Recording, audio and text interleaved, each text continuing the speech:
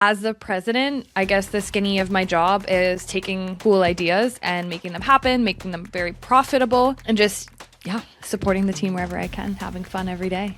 Today, I'm speaking with Domenique Mastronardi, president of Beck's Bone Broth.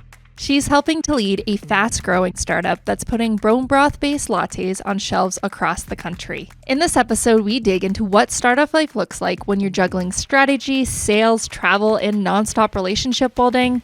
It changes quite a bit depending on what season we're in, and it's now doing more financial strategy and helping the team financially or operationally. We explore how startup life pushes you to experiment, iterate, and figure out things as you go along. There's going to be a lot of things that you just don't know how to do, and you kind of have to figure them out. And to figure out whether entrepreneurship or working at a startup is the right path for you.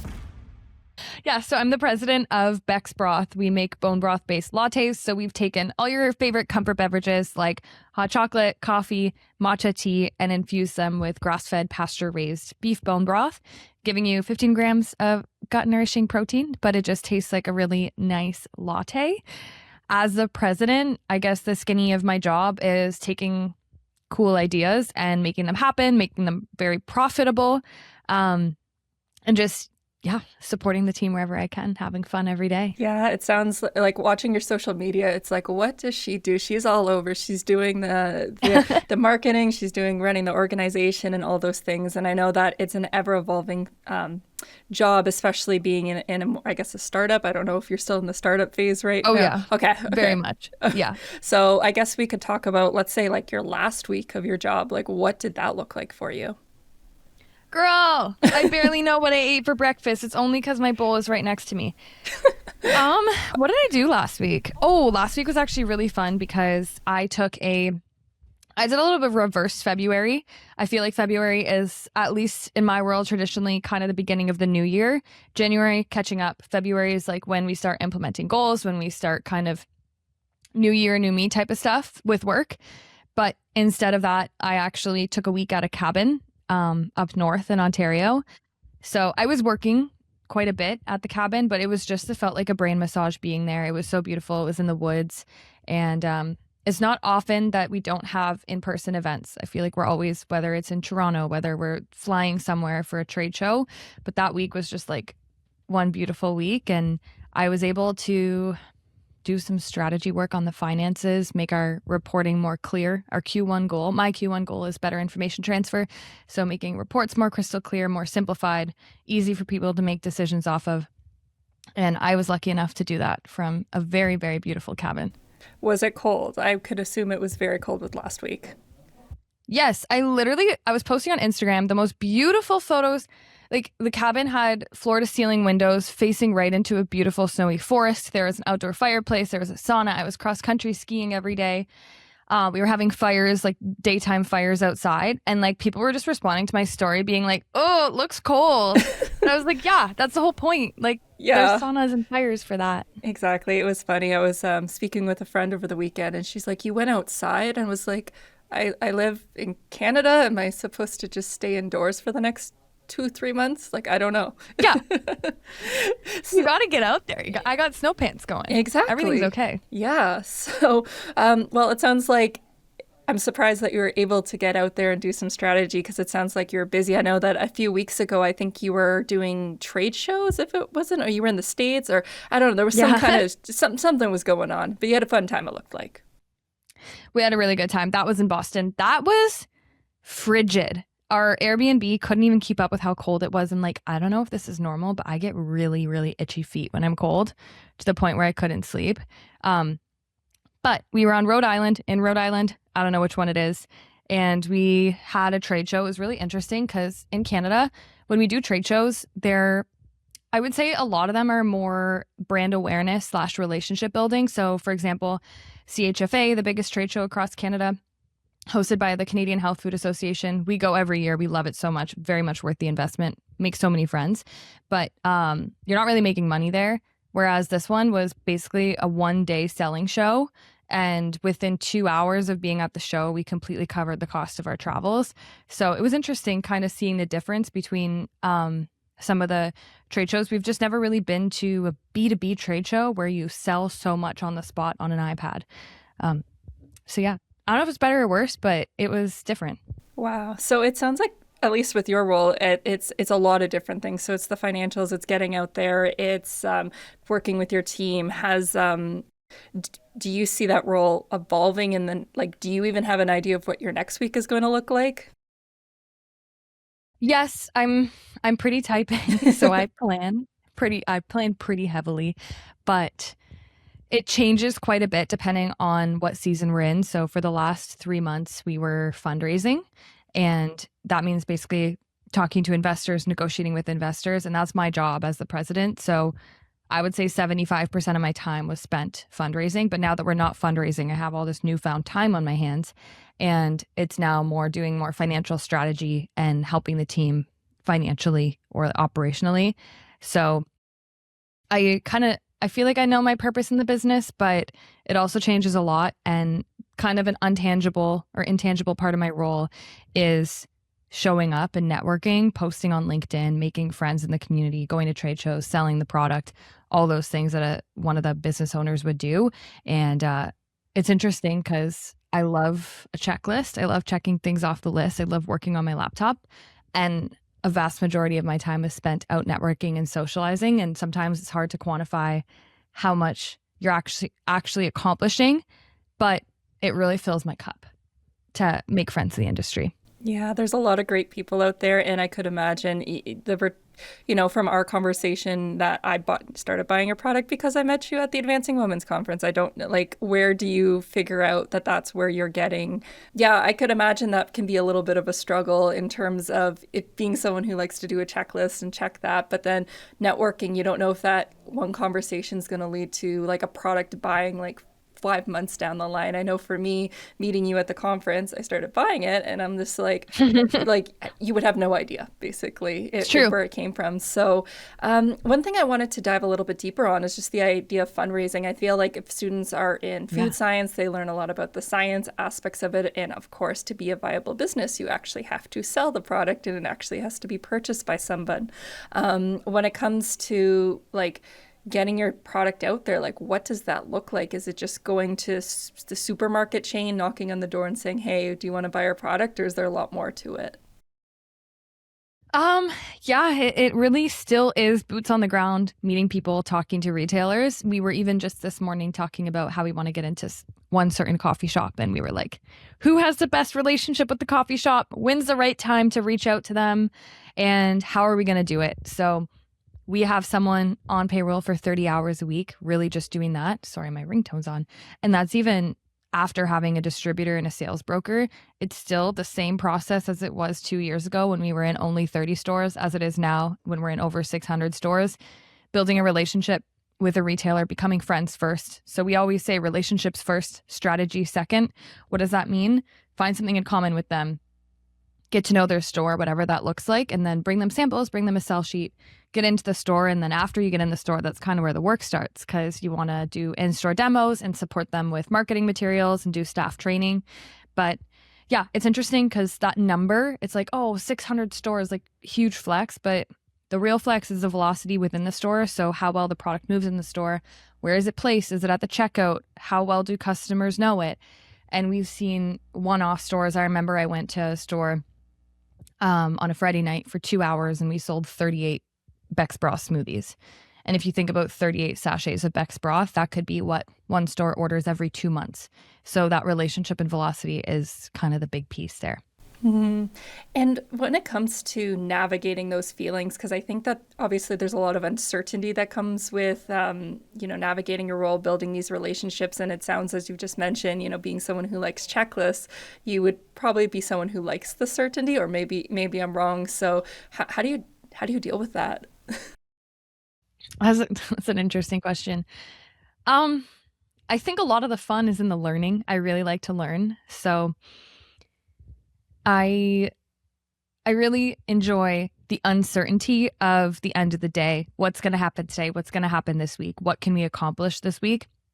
And I think if I was in a job with a lot of certainty, a lot of that hustle and ambition wouldn't exist anymore. So there are things that I've had to work on with my own mindset. I would say I tend to be a people pleaser. I know we kind of all are, but something I've worked on is my worth doesn't come from my productivity. And my true goal in life is to walk into every room with a smile. That's the one thing I want to wake up and do every single day. I want to be kind and make others feel welcome. And that has no correlation to the outcome of my job or my team's job. And when shit hits the fan, because it definitely does in really big ways and it's stressful, I really try to be that person who shows up and makes everyone feel comfortable. I'm very solutions oriented. I'm a problem solver. And yeah, I think navigating the uncertainty is just trying to think about what's within my control. And what's within my control is how I react to situations and make other people feel.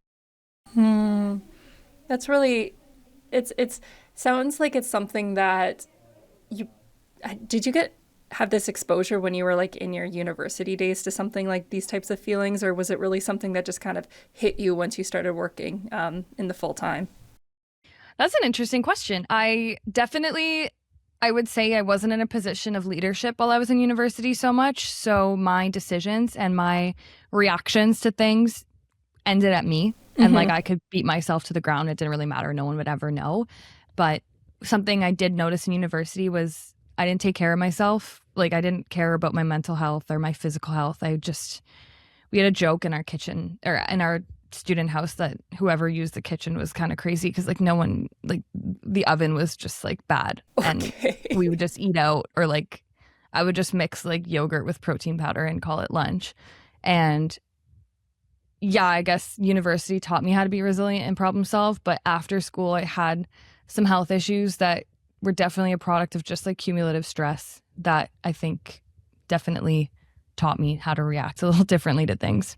It's so interesting to hear you say it like that, because some would argue that like what you're doing now would be more stressful, and you would think that you would have, like, some people look back in university and go like that was really easy, or they look at it but they don't realize like how much stress that they're going through. So it's interesting that like it was after you graduated that you started to take note of it and like really applied it. Sorry, how do I want to put this? Like you had the opportunity to change after you got out of school.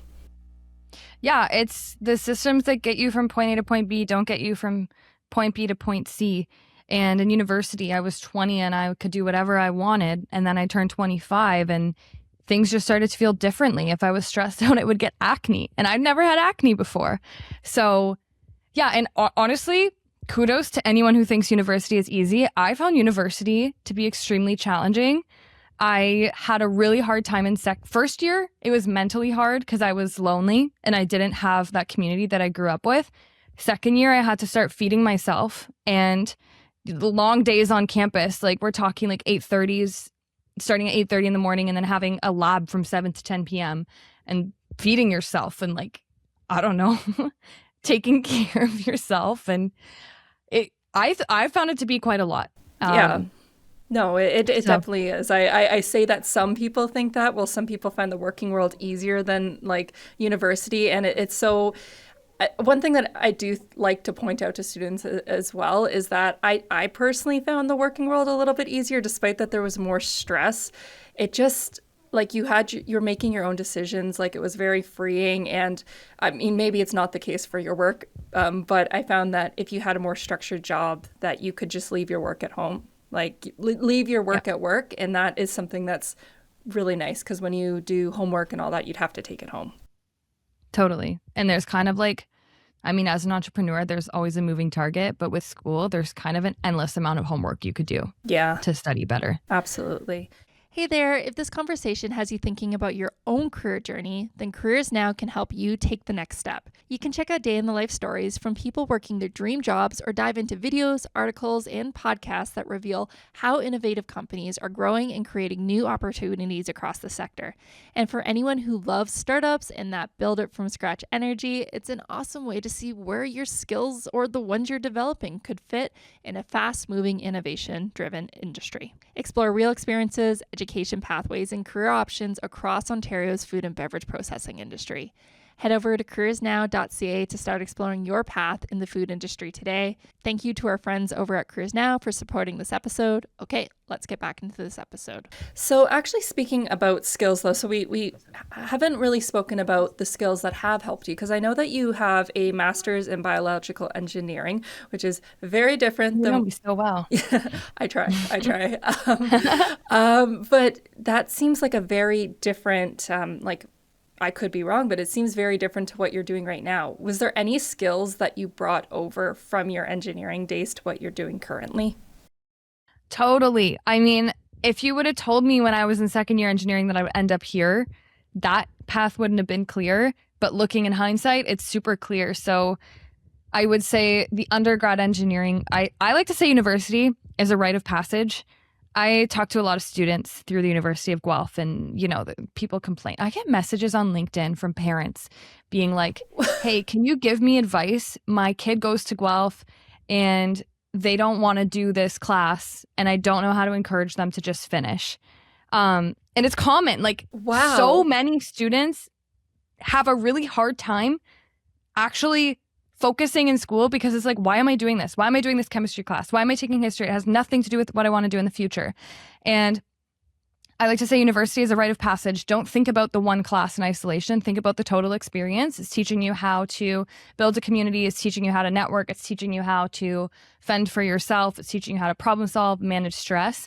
And especially in engineering, there were two things that really stood out to me. One of them, especially at Guelph, is teamwork. I couldn't have done my degree by myself. I had the best friends. We did everything together. We studied together. We're still best friends now.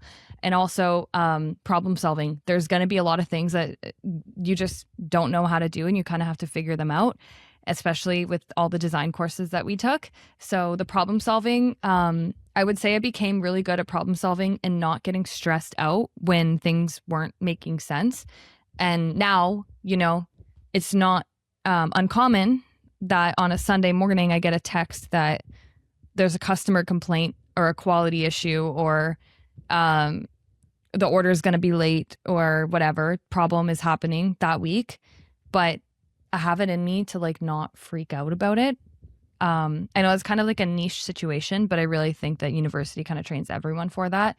The other thing was, when I was in school, I was kind of bored. I didn't really care about my degree. I don't know. I just never after my first co-op, I dropped out of co-op because I knew I didn't want to work in the field. So, and I've pivoted so many times since university, but I found that I really liked the food product development courses, and that was the first time that I actually felt like a spark. So I really, really leaned into that. That's when I started my first business, the Happy Era. I was selling high protein waffles. That was born out of a school project. And after that, I developed a few different food products through different school projects. And my master's was in food product development and sustainable food products, which Beck's broth is a sustainable food product because we're using beef bones. So I just kind of 90% of the classes I didn't love, but I really cherry picked what I liked and then doubled down on them in my free time. Or how did you figure out that you had that spark? Was it just you were just sitting there and you were just like, I really enjoy this? Or was it something that you had to reflect on a little bit more deeply? In university, I was so bored that all I could think about was what my next snack was going to be a lot of the time. And for the first time, I was staying up working on this stupid project that I could have spent 5 times less time on and had the same outcome. So I don't know. I think we're born with the intuition of knowing what we love. And then as we become adults, we kind of, at least for me, I neglected my hobbies. I just kind of did what rationally made sense in terms of spending my time most efficiently. And you kind of lose that somewhere along the way. But I reconnected with that through developing food products and being in the kitchen. So I'm really grateful that I made time and listened to that. I love that. It reminds me of the word that I hear a lot lately is whimsical. A lot of people are looking to make their world a little bit more whimsical. Love that. Yeah, because they were saying you lose exactly what you're saying has been something I've been feeling recently. It's you deny yourself of your hobbies, even though they're what makes you full as a whole person. And sometimes they can be good guidance to know what you actually enjoy doing, or it's even just a good offset to, okay, this is difficult, but if I can go home and enjoy my hobbies, it's you're a whole person, you're not just school. Totally. And you just don't know what those hobbies could become for you. My sister's in dance, and I remember we were like, girl, like, just like, you're not going to the Olympics. Like, it's fine. But she just kept wanting to work at this studio. Through university, she would drive an hour each way to make minimum wage at a studio. And we were like, whatever, do you? But no, she was listening. She was listening to what her heart wants. And she's going to have her MBA.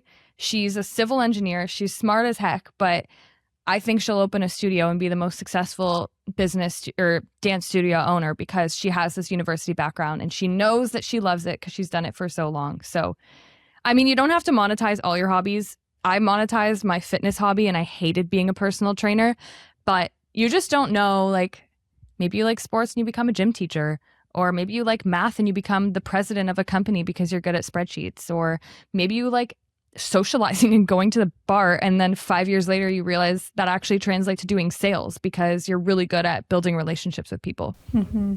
I think it goes to show the importance of like observing what you like. As silly, you would think that it would come naturally to notice what you actually like, but sometimes you forget to actually take notice of it. Exactly. I was listening to my audiobook this morning, and that was literally exactly what the quote said. It was like, find out what you were genetically wired to do. And do that. So yeah, I love that. Is this Michelle B? No, it's okay.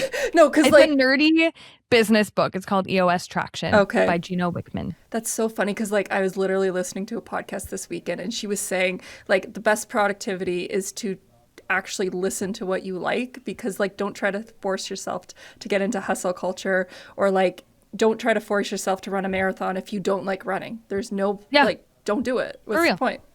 Yeah.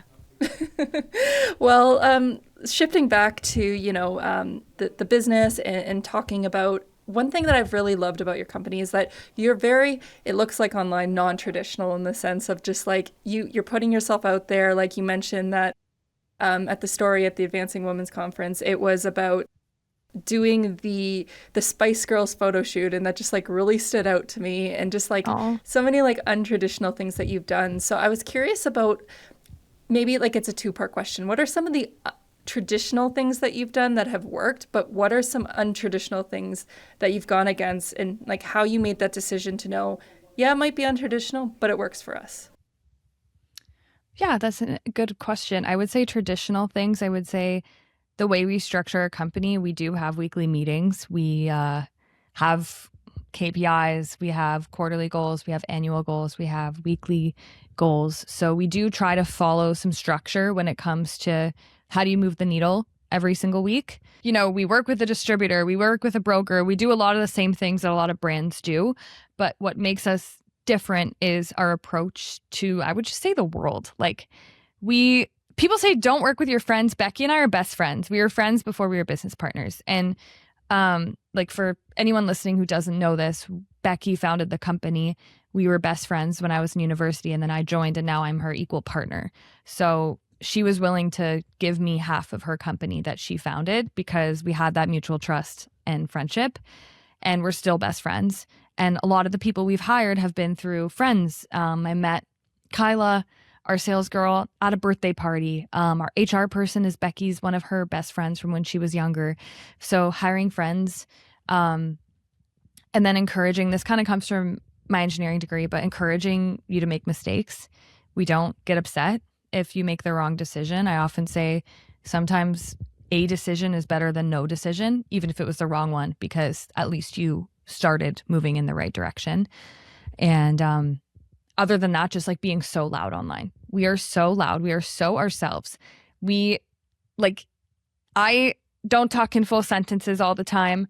I don't check my LinkedIn for typos. People always like try to message me and be like, hey, there's a typo on your post. I'm like, okay. And I'm not using AI to write it. Like, what do you want from me? I'm just having fun.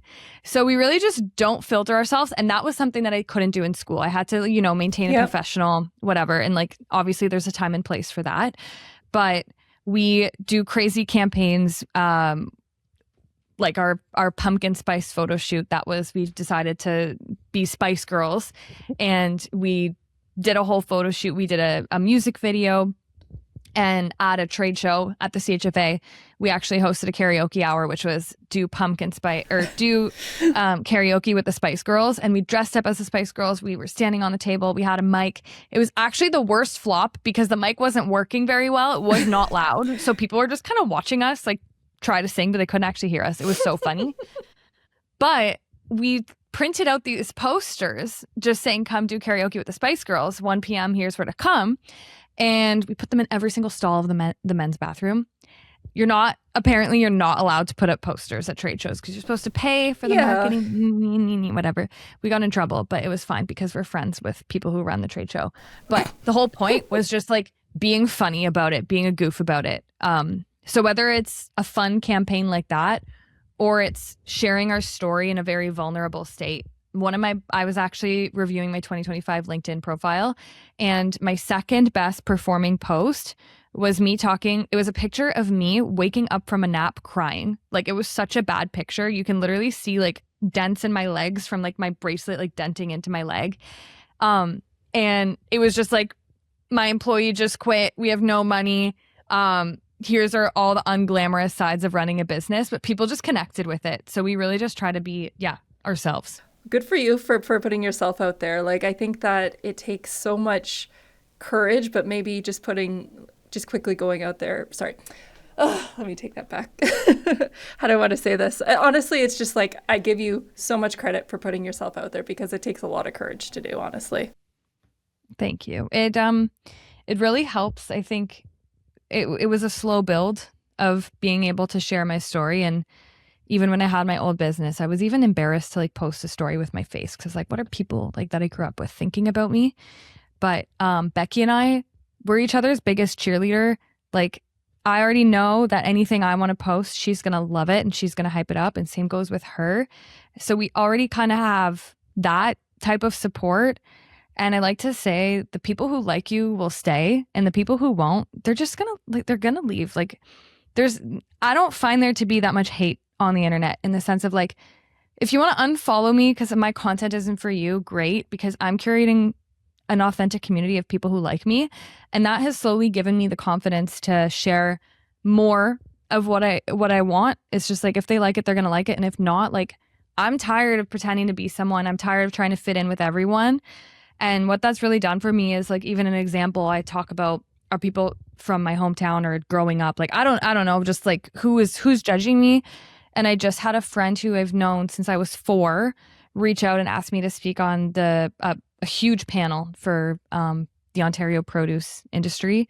And she was just, like, I was really proud to have your name come up when we were deciding who was going to be the key, like the person talking. So yeah, it's cool that people are accepting every version of me. I love that. And that's such a nice thing to hear. And it also makes me think about just like career advice, because I feel like a lot of people give a lot of career advice, but then it sounds really good, but then when you put it into practice, like it doesn't actually match with an experience. Like, have you had anything happen like that, or does anything come to mind?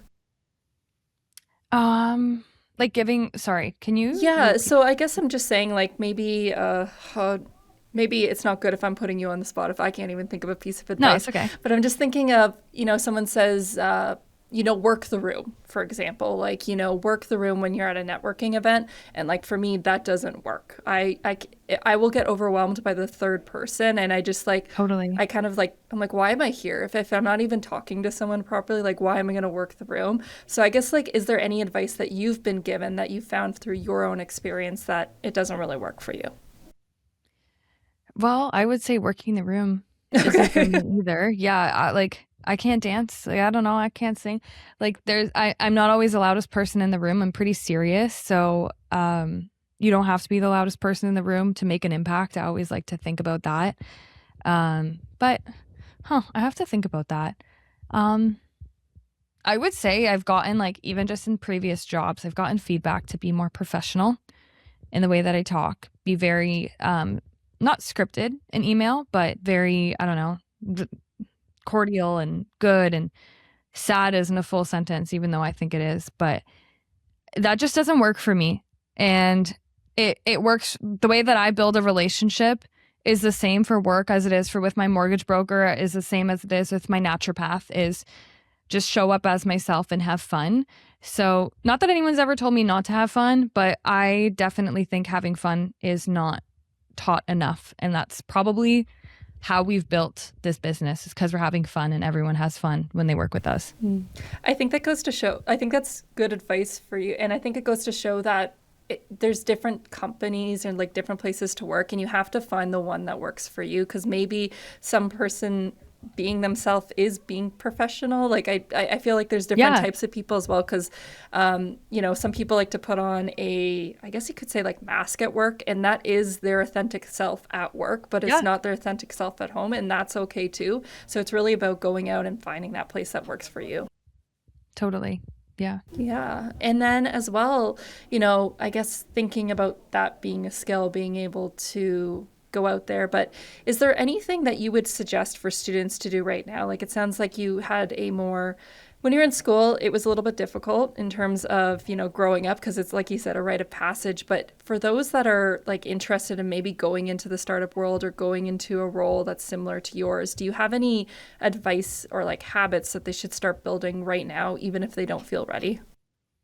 Yeah, I would say the best piece of advice I could give is talk to people who are doing what you want to do. And if you're jealous of someone, that's good, because they're showing you what could be. So whether it's finding a mentor or it's trying to talk to other business owners, going to events and talking to them, or maybe you have a prof who you really trust and you want to ask them questions. I've learned by asking questions. And an interesting thing a quote that I heard is, a business will take everything you have to give it and never say thank you. So I try to remind myself of that as a business owner and talk to people who live a life that I want to live. So maybe it's a business owner who's a little bit more established. I ask them, like, how do you spend your weekends? Do you work? Do you answer emails? Like, what does that look like for you? So just asking the right people what their life looks like. And a key example for me was I really wanted to be a prof. And so what I did was I started to TA. I really enjoyed it. I started to tutor. I loved tutoring. And I love teaching in general. But I talked to one of my profs and I just said, hey, I really want to be a prof. What do I need to do to get there? And he said, hey, I love being a prof. It's really stable. But you will have a ceiling that you want to break and you can't when you work in this profession. So he was just saying that it's a stable job, but I'm very entrepreneurial. I like to think outside of the box. I'm financially motivated. I want to sell Beck's broth for multi-millions of dollars, and those opportunities aren't as available in a more corporate or unionized position. So that was really good advice that I got, was just talk to people who have the experiences that you want. I had a lot of people telling me to go the corporate route. People in my family, people in my network were like, anyone would be so lucky to have you on their team. You're going to make so much money. Like, if you climb that ladder, go work at whatever, go work at Google. And a lot of my friends do, but it just didn't sit well for me. So I don't know. I would never want to encourage, if there's a student listening, I would never want to encourage you to go into entrepreneurship unless if it's what you want, because there really are perks to both. Like, I can't turn my laptop off at 5 o'clock at the end of the day and turn my brain off for the rest of the day, but I am super stimulated. So I think it's really about, asking people if they like what they do. Okay, I have 2 questions to follow up on that. The first one would be, how would you test if you're into if that world is for you? What's a good way to get started to test that? Yeah, so the way that I did it was I applied for a accelerator incubator on campus at Guelph. So a lot of universities will have a center where you can launch a business, and there's often funding and mentorship available. If for whatever reason the university doesn't have it, each city has something called a small business center, and you can go to your small business center. They often have the same resources available, so mentorship and money. So you could always try starting a business. As a student, one program available is called Starter Company Plus. It's available through various small business centers in different cities. So Guelph has it, for example, Toronto, Halton, wherever you are. And that gives you mentorship and finances to start a company for basically 8 weeks. And that just gives you a taste of if you like it.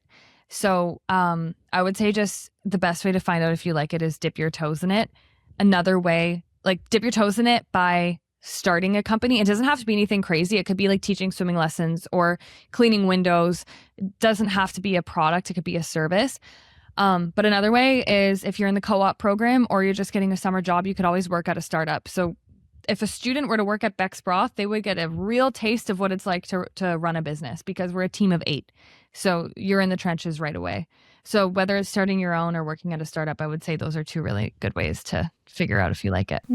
Out of curiosity, for the co-op position, did you just post it through like the University of Guelph portal? And okay, so startups do post through that too as well. Yeah, for sure. Do you think that there's opportunity in startups as well if a student like went to a company and just like asked, do you have a co-op position? Do you think that's possible? Totally. I mean, as a company, we get reimbursements for hiring co-op students. So there is financial incentive, but also most recently, I had a news reporter interview me and then her daughter emailed me and was like, hey, my mom said that like you were cool or whatever. Like, do you have any summer positions available? We met with her, we liked her, and now she's going to be working full-time events for the summer. So it really just takes that like tiny little personal nudge sometimes. Okay. And then I guess that leads me good to the other question that I had was just like, you say ask questions, but like, how do you even approach somebody to ask the question? Do you just like LinkedIn, message them? Do you just like, what's even like the first interaction, like the very first message? I know that's like super specific, but I think that's where a lot of people get stuck on. Yeah. Before even asking a question, I would give the caveat that you can expect to not hear back from like 75% of messages you send.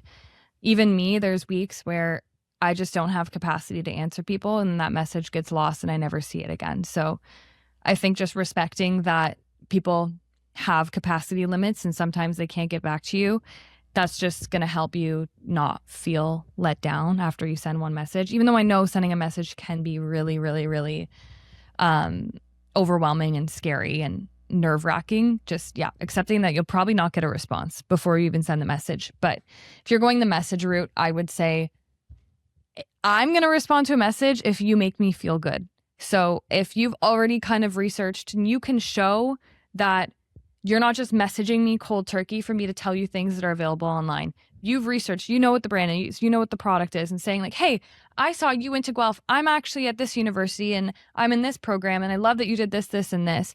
That would kind of show me that they actually care. And that would make me just like pull at my heartstrings and want me to respond. But more than cold messaging, I would try to ask someone to connect me with someone. So whether it's going to the business center and saying, hey, do you guys know any entrepreneurs that could connect, that would want to talk to me for 20 minutes? Whatever that looks like, that's how we meet people in business. So of course I post on LinkedIn, I will send cold messages, but for the most part it's, hey, do you know someone who could help me? And a really good place to start asking those questions is at a business center. That's a really good piece of advice, to remember that not everyone has the capacity to respond back, because that is definitely true. And sometimes it's just that time in their life, they just can't. And there's a lot going on, they have a personal life. But then I like that, using the connection to connect to another. That's another good one.